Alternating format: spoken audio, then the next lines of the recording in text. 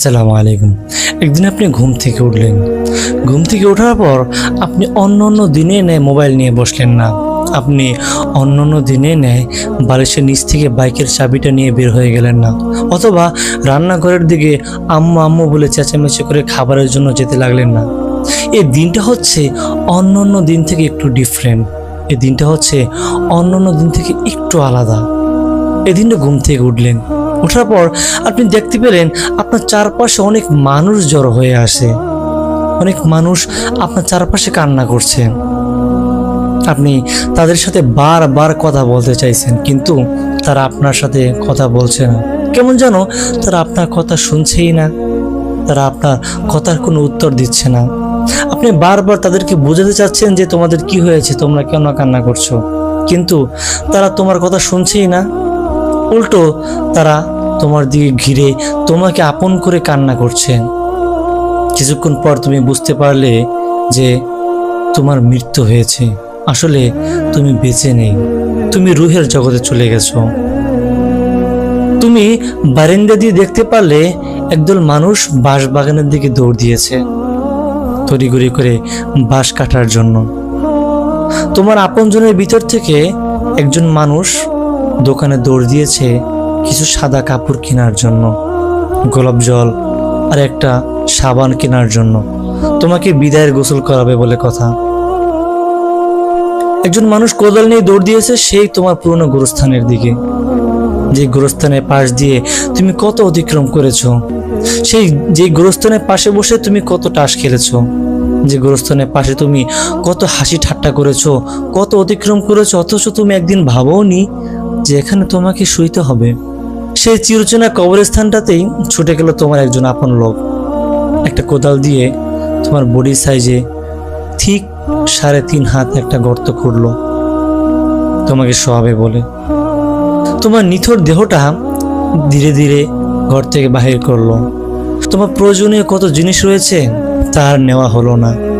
কত শখ করে কত কিছু কিনেছিলে, মায়ের সাথে ঝগড়া করে, বাবার সাথে ঝগড়া করে, কত লোন নিয়ে কত শখের জিনিস কিনেছিলে, কোনো কিছু এবার আর নেওয়া হলো না।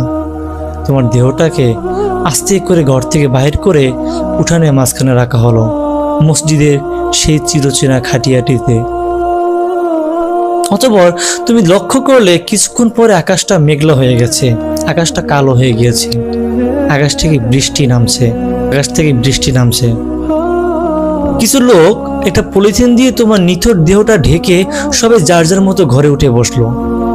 তোমার দেহটা কেউ দ্বিতীয়বারের মতো আবার ঘরে তুললো না, কারণ তুমি এখন লাশ। তোমার প্রতি তাদের এখন মায়া আছে ঠিক আছে, কিন্তু তোমাকে যত্ন করার মতো মায়া নেই, তোমাকে বিদায় দেওয়ার মতো মায়া রয়েছে। সবাই যার যার মতো ঘরে উঠে গেল। সেই ঝুমঝুম বৃষ্টিতে তোমার নিথর দেহটা ভিজছে, অথচ বেঁচে থাকতে ডাক্তার বলেছিলেন তোমাকে বৃষ্টিতে না ভিজতে, তোমার জ্বর হবে, তোমার অনেক বড় রোগ হবে। কত সাবধানে তুমি বৃষ্টিতে ভিজতে, সময়ের অধিক বৃষ্টিতে ভিজতে না, নিজের শরীরে খেয়াল রাখতে। সেই দেহটা আজ শুধু শুধু পানিতে ভিজছে। তুমি যে মানুষগুলোকে বেঁচে থাকার জন্য কত আশ্রয় দিয়েছো, যে মানুষগুলোকে বেঁচে থাকার জন্য কত যোগান দিয়েছো, সে মানুষগুলো আজ তোমাকে ছেড়ে ঘরে উঠে গিয়েছে। যে মানুষগুলোকে 2 মুঠো খাওয়ানোর জন্য তুমি কত জায়গায় লাঞ্ছিত হয়েছো, সে মানুষগুলো আজ তোমার প্রতি বিন্দু মাত্র তোয়াক্কা করছে না। সবাই যার যার মতো ঘরে উঠে গিয়েছে। সবাই জানালা দিয়ে শুধু তোমাকে দেখছে। কেউ হয়তো কান্না করছে। তোমার জনম দুঃখিনী মা একটু বেশি কান্না করছে, কারণ সে তোমাকে 10 মাস 10 দিন পেটে রেখেছে বলে কথা। বৃষ্টি থেমে গেল। অতঃপর সবাই আসলো, তোমাকে তড়িঘড়ি করে গোসল করলো। গোসল করানোর পরে তোমাকে সুন্দর করে সাজালো। আজকের সাজটা হচ্ছে অন্যান্য দিন থেকে ডিফারেন্ট। অন্যান্য দিন তুমি যত দামি পারফিউম মাখো, আজকে সেই দামি পারফিউম মাখানো হলো না। আজকে তোমাকে সেই গোলাপ জল দিয়ে রাঙানো হলো। তোমার মাথার কাছে 2টি আগরবাতি দেওয়া হলো। এই ঘরে তুমি আর কখনো ফিরবে না, এই ঘরে তুমি আর কখনোই খাবার খাবে না।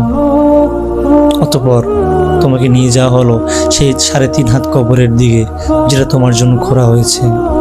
আল্লাহ পাক রব্বুল আলামিন যদি তোমার জন্য জান্নাত লিখে রাখে, তাহলে তুমি সবাইকে বারবার বলবে যে তোমরা কান্না করো না, তোমরা আমাকে যেতে দাও। সে কবর, ওটা কবর না, ওটা আমার জন্য ফুলের বাগান।